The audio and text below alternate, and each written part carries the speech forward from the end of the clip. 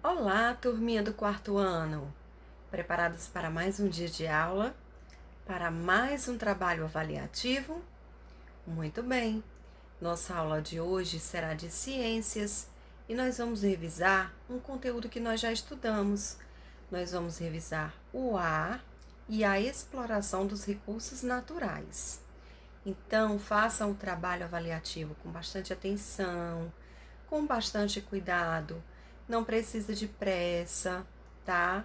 Pesquisem se necessário, pesquisem direitinho e façam um excelente trabalho. Vamos lá começar nossa aula? Façam a agenda 29/7/2020. Disciplina: Ciências. Conteúdo: o ar e a exploração de recursos naturais. A nossa atividade será o trabalho avaliativo. O ar. A Terra está envolvida por uma camada de ar chamada atmosfera. O ar está em toda a parte, penetrando nas camadas mais superficiais do solo e até mesmo na água.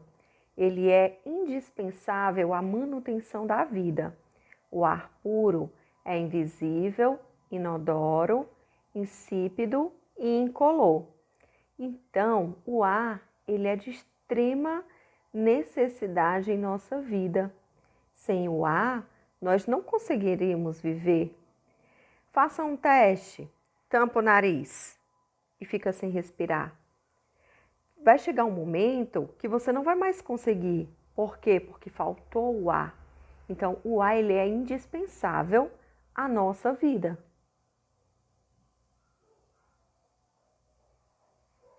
Embora não possamos ver nem pegar o ar, sentimos e percebemos seus efeitos em algumas situações. Por exemplo, na respiração, no voo das aves, no girar de um catavento, no movimento das nuvens e das roupas do varal, no deslocamento de barcos à vela. Então, todos esses exemplos que a tia falou agora, nós podemos ver o efeito do ar, nós podemos sentir e perceber o ar.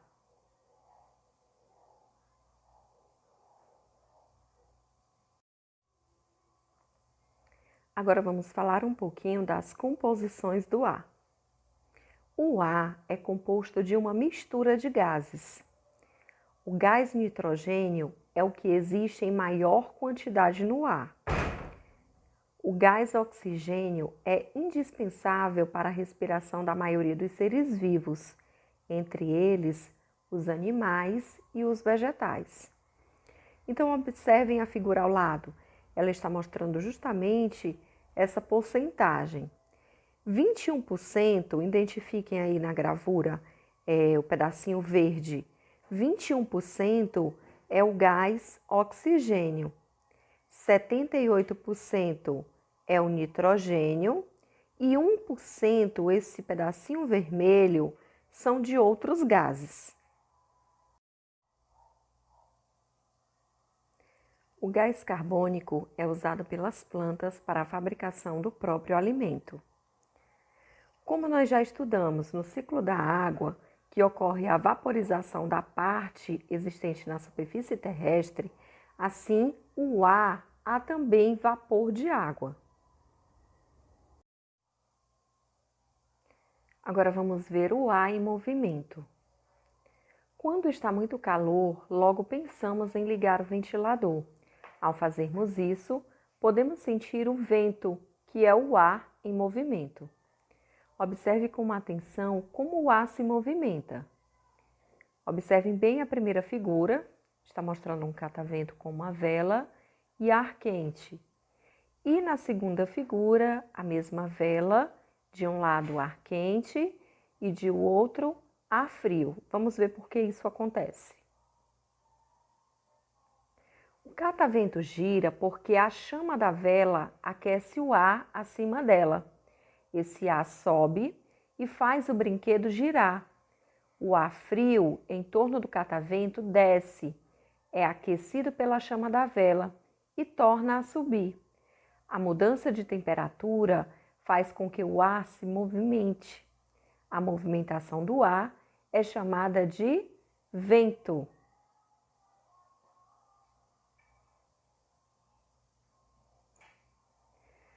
Os ventos são muito úteis. Entre outras coisas, refrescam os ambientes em dias de calor, dispensam a poluição do ar, espalham as sementes e secam as roupas molhadas. Olha só a importância do vento, né?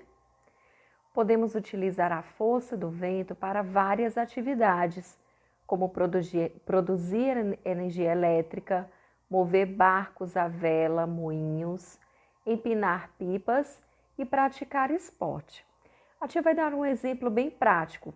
Os meninos que gostam de empinar pipas. Seria possível se não tivesse o vento?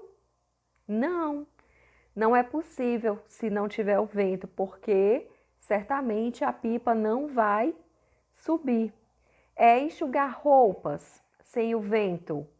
É possível? É, mas ela vai demorar muitos dias para secar ali naquele varal. E se tiver o vento, com certeza ela secará mais rápido.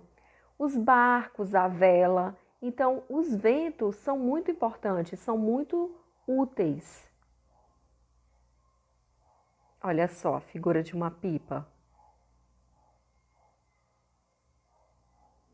E a figura abaixo está mostrando um catavento. Às vezes, os ventos muito fortes causam prejuízos. Eles podem, por exemplo, derrubar árvores e destruir casas, virar barcos e até espalhar uma chama na floresta, provocando grandes incêndios. Ou seja, no caso da chama da floresta, né? Às vezes um pequeno incêndio, por causa dos ventos fortes, ele espalha muito rápido, trazendo assim muito prejuízo, principalmente para as florestas. Os ventos muito fortes também podem derrubar árvores, destruir casas. Quem já viu alguma reportagem assim, que o vento causou algum prejuízo desse tipo?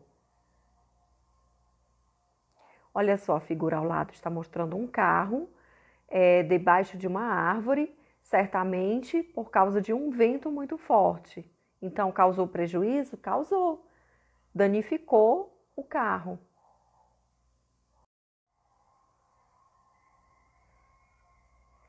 Existem aparelhos usados para indicar a velocidade e a direção do vento.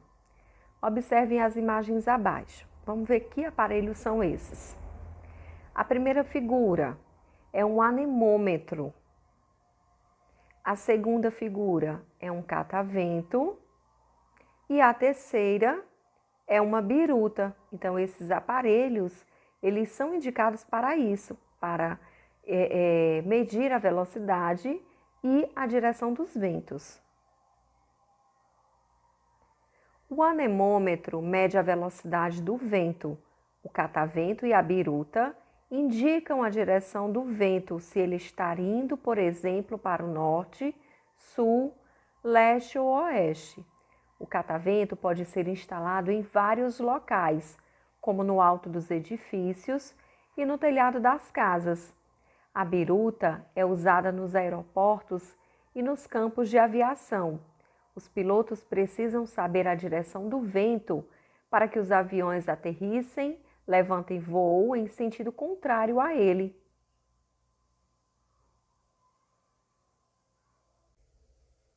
Então vamos lá, vamos iniciar pela umidade do ar. Já estudamos que com o calor do sol, uma parte da água dos rios, dos mares e dos lagos evapora, isto é, transforma-se em vapor e sobe para o ar. Vocês lembram nas aulas passadas que nós estudamos isso?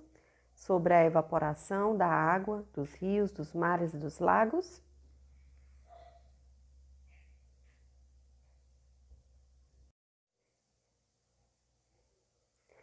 A quantidade de água na forma de vapor presente na atmosfera chama-se umidade do ar. A umidade do ar pode variar bastante. Há lugares muito secos, isto é, onde há pouco vapor de água na atmosfera. É o caso, por exemplo, de Brasília, a capital do Brasil. E há lugares muito úmidos, como os que ficam cercados por vegetação, e as cidades litorâneas. Então, ou seja, as cidades litorâneas, elas são mais úmidas do que as cidades do interior, por serem mais quentes e com grande quantidade de água nas proximidades.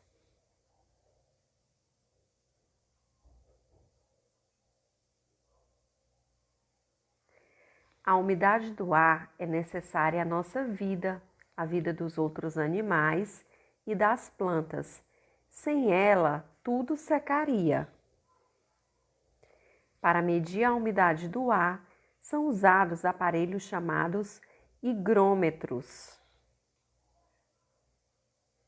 Então, existe esse aparelhinho chamado higrômetro, que ele mede como está a umidade do ar, se está mais quente, se está mais úmida. Então, existe realmente esse aparelhinho que mede essa umidade do ar. Temperatura do ar. Quando há recepção ou perda de calor, há variação de temperatura, ou seja, quando se está mais quente ou mais frio, essa temperatura ela tem uma variação. Isso acontece com a temperatura do ar, quando determina a quantidade de matéria, recebe ou perde calor. Isso ocorre com as pessoas, com os outros animais, com os objetos e até com o ar. Para medir a temperatura, usamos um aparelho chamado termômetro. Por exemplo, quando nós estamos com a temperatura do nosso corpo um pouquinho mais elevada, que estamos com alguma suspeita de febre, nós usamos esse termômetro para medir a nossa temperatura. Então, com o ar é a mesma coisa. Existe um termômetro que mede essa temperatura quando há essa recepção de perdas de calor. Então, acontece essa variação de temperatura. E esse termômetro serve justamente para isso, para medir a temperatura do ar, se está mais quente ou se está mais frio naquele dia.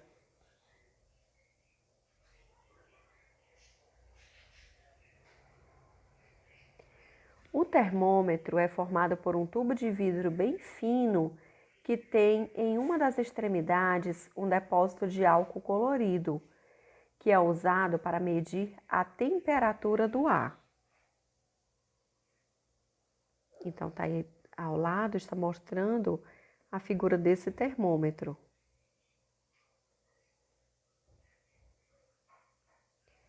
O termômetro funciona assim. Quando há mais calor e a temperatura se eleva, o líquido se dilata, isto é, aumenta de volume e se expande pelo tubo. Quando a temperatura diminui, o líquido se contrai e volta para onde estava. Então, ou seja, se a temperatura está muito quente, esse líquido ele vai subir. Se ela está muito fria, esse líquido ele vai se contrair, ele vai descer.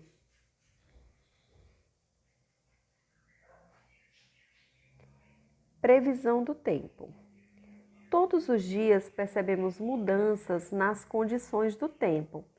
Ou seja, tem dia que amanhece fazendo um sol, tem dia que já amanhece com a chuva, tem dia que amanhece com o sol, mas no decorrer do dia cai uma chuva e assim vice-versa. Então, todos os dias nós percebemos mudanças nas condições do tempo. O tempo varia de um lugar para outro, de acordo com o estado da atmosfera e com a hora do dia. As condições do tempo podem ser previstas, ou seja, é possível saber com certa antecedência se vai chover ou fazer sol, esfriar ou esquentar. Essa previsão é feita pelos meteorologistas.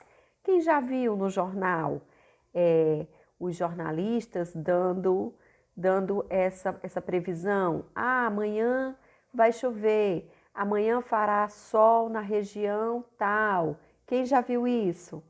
Então, isso acontece porque essa previsão é feita por esses profissionais, por esses meteorologistas. O que é meteorologia?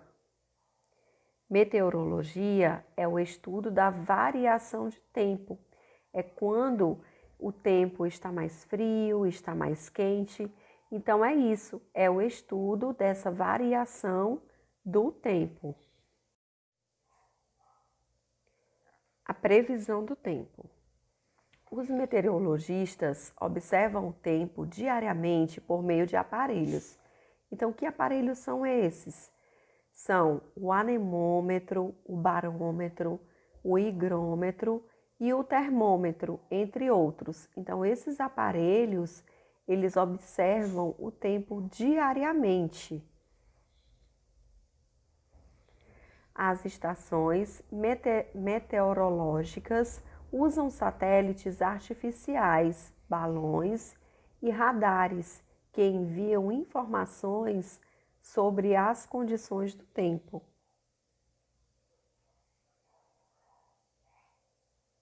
Então, observem a figura do anemômetro, do termômetro.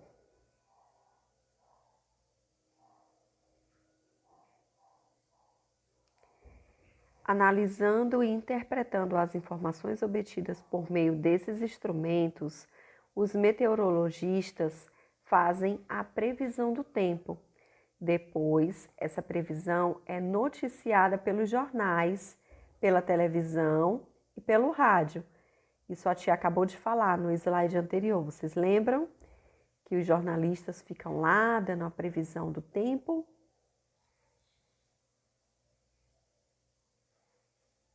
Previsão do tempo. A previsão do tempo é importante para sabermos se vai chover ou não, se vai esquentar ou se vai esfriar. Além disso, é fundamental para o trabalho de muitas pessoas, como os agricultores, os pescadores e os aviadores, por exemplo, que conhecendo antecipadamente as condições do tempo, podem realizar seu trabalho com mais segurança. Por exemplo, a tia vai dar um exemplo aqui bem claro. Os agricultores, eles precisam da chuva para poder fazer as suas plantações. Então, se eles têm uma noção de quando vai chover, do dia que vai chover, então já facilita para eles realizar esse trabalho. Os pescadores, do mesmo jeito, os aviadores. Então, eles conhecendo antecipadamente, eles podem se programar nos seus trabalhos, nas suas atividades. Agora vamos ver o clima e tempo. As condições da temperatura, dos ventos, das chuvas, da pressão atmosférica e da umidade do ar em conjunto e por certo período determinam o clima de uma região. Não devemos, portanto, confundir clima com o tempo que está fazendo em determinado momento. Com o estudo do clima, pode-se prever o tempo para os próximos dias. Agora vamos ver um pouquinho da poluição do ar. Poluição do ar, podemos encontrar muitas impurezas no ar, causadas, por exemplo, pela fumaça liberada nas chaminés de indústrias e nos escapamentos dos veículos. Quando essas impurezas ficam muito concentradas em grande quantidade, dizemos que o ar está poluído. Por exemplo, a tia falou dessas fumaças liberadas nessas chaminés de indústria. Quando nós sentimos o cheiro dessa fumaça, nos incomoda? Sim. Ataca logo o quê? As nossas vias respiratórias. Então, quando isso acontece, dizemos que o ar ele está poluído, porque nós não conseguimos respirar normalmente. A poluição do ar é atualmente um dos grandes problemas ambientais do mundo, pois causa muitos danos à saúde do ser humano e de outros animais, como doenças respiratórias e irritações nos olhos e na pele.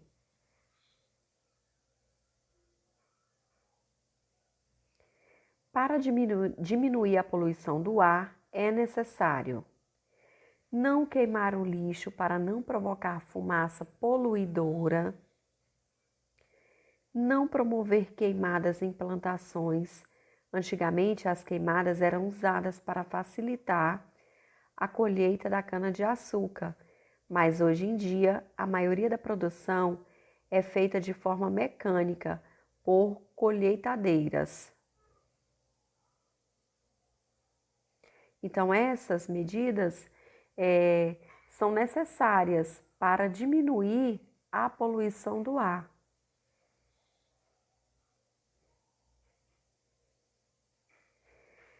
Outra coisa que nós podemos fazer, manter os veículos com filtros limpos, dar preferência a combustíveis menos poluentes, como o etanol, o álcool, e usar catalisadores, por exemplo. São medidas importantes que fazem com que os gases mais prejudiciais sejam transformados em substâncias menos perigosas. Colocar filtros nas chaminés das indústrias para reter as impurezas. Olha só, a figura ao lado está mostrando essas chaminés nessas indústrias, saindo essa fumaça. Então, essa fumaça ela está poluindo o ar.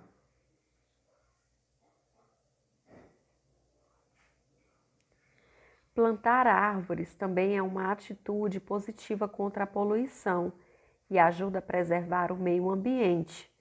Proteger os oceanos também ajuda a diminuir a poluição do ar, pois as algas marinhas têm capacidade de absorver grande quantidade de gás carbônico. A exploração dos recursos naturais. Para sobreviver, o ser humano sempre precisou dos recursos da natureza. Que recursos são esses? O solo, a água, o ar, vegetais, minerais e outros animais. Mas também o ser humano ocupa um lugar especial na teia da vida.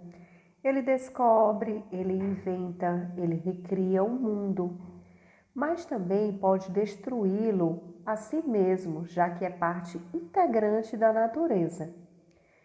Muito tempo atrás, os seres humanos pré-históricos se limitavam a retirar da natureza aquilo de que necessitavam. Eles tinham algo que necessitavam à sua volta, mas eles se limitavam a isso, a tirar da natureza o que eles estavam precisando naquele momento. Todas as atividades eram feitas de forma artesanal, ou seja, manualmente. O ritmo de exploração desses recursos era muito lento.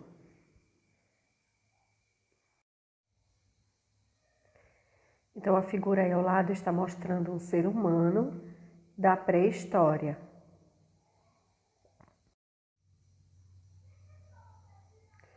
Com o passar dos séculos, a humanidade foi se desenvolvendo, aprendendo a cultivar a terra, a domesticar os animais e a construir instrumentos e máquinas cada vez mais sofisticados para melhorar o aproveitamento dos recursos naturais.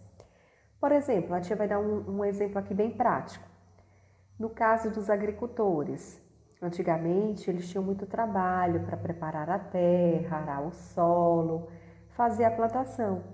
Hoje em dia já existem máquinas que facilitam o trabalho dos agricultores, então está cada vez mais fácil devido a essas facilidades, a esses instrumentos e a essas máquinas que ajudam no aproveitamento desses recursos naturais. Para o transporte de cargas, atualmente, alguns estados brasileiros apresentam leis proibindo essa prática. Observem a figura. O que vocês podem perceber nessa figura? Que os animais estão sendo usados para puxar essa carroça, né, para trabalho. Então, existem alguns estados que hoje em dia já proíbem essa prática.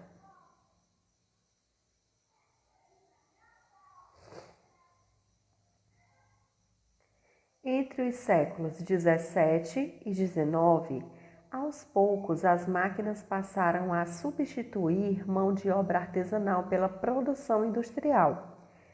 A população cresceu nas grandes cidades, necessitando cada vez mais de investimentos em casas, móveis, roupas e alimentação. Isso gerou um avanço na exploração dos recursos da natureza. Atualmente, somos cerca de 7 bilhões de pessoas vivendo no planeta Terra, em sua maioria nos grandes centros urbanos, e necessitando cada vez mais dos recursos naturais. Então, a população cresceu nessas grandes cidades e hoje existe cada vez mais a necessidade desses investimentos. Que investimentos são esses? De casas, de móveis, de roupa, de alimentação. Isso gerou um avanço na exploração dos recursos da natureza.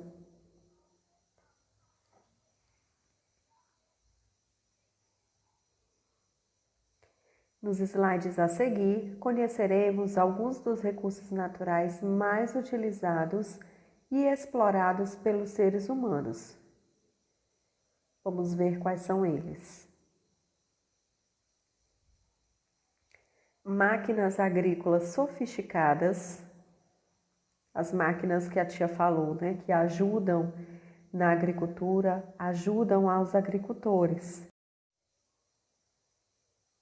Carvão mineral e petróleo. Essas são duas das principais fontes de energias usadas pelo ser humano. Elas são provenientes de combustíveis fósseis e usadas para produzir combustível fóssil.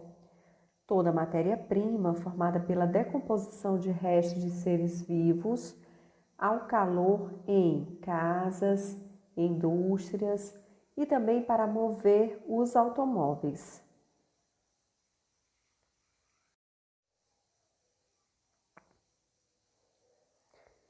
O carvão mineral e o petróleo são considerados recursos naturais não renováveis porque levam milhares de anos para se formarem. É do petróleo que obtemos a gasolina, o óleo diesel, os plásticos e vários outros produtos. Um grande problema do uso dessas fontes de energia é que elas poluem o meio ambiente. Olha só essa figura, está mostrando congestionamentos, como mostrado na figura, ocasionam mais consumo de combustível e, consequentemente, mais poluição do ar. Então, essa foto é do estado de São Paulo no ano de 2018. Então, quanto mais carros estiverem na rua, mais congestionamentos acontecendo, mais poluição para o meio ambiente, para o ar.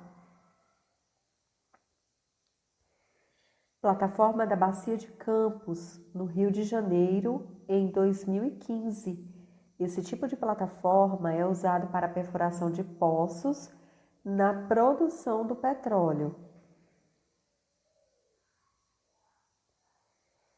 Madeira.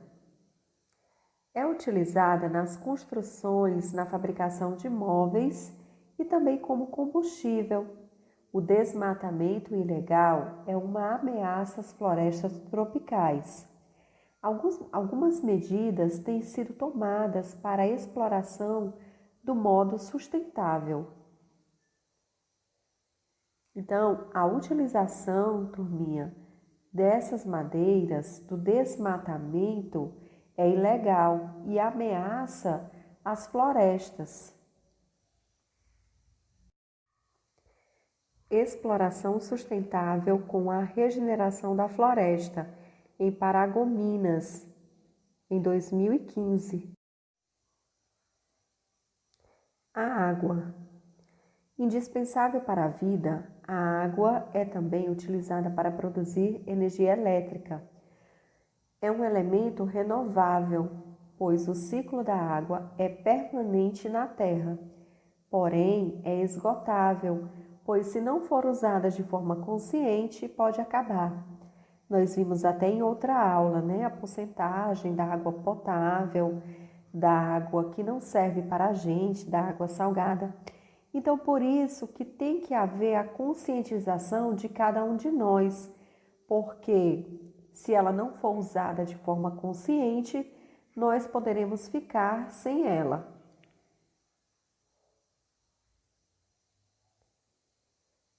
Metais.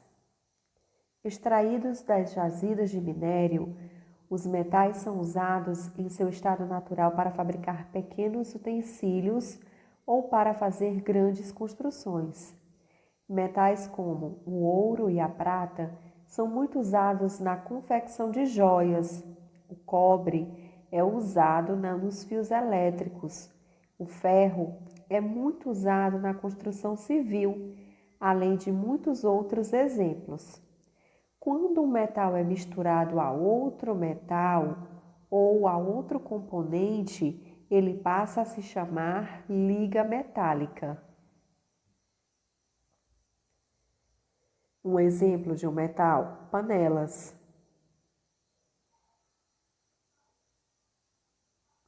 Pedras, areia e argila. Além da madeira e dos metais, as pedras, a areia e a argila, que é o barro, são exemplos de recursos naturais muito usados na construção civil. São também utilizadas a argila e a areia, com as quais se fazem os tijolos. Então, todo esse material é usado nas construções civis, nas construções de casas, de prédios.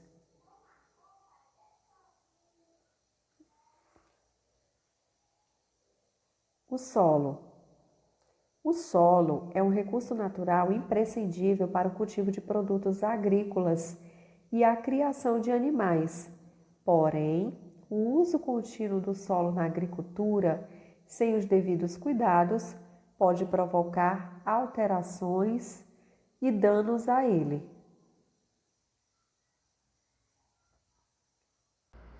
Meus amores, a nossa aula chegou ao fim. Eu espero que vocês tenham gostado. E mais uma vez, muito obrigada pela atenção de vocês e até a próxima aula.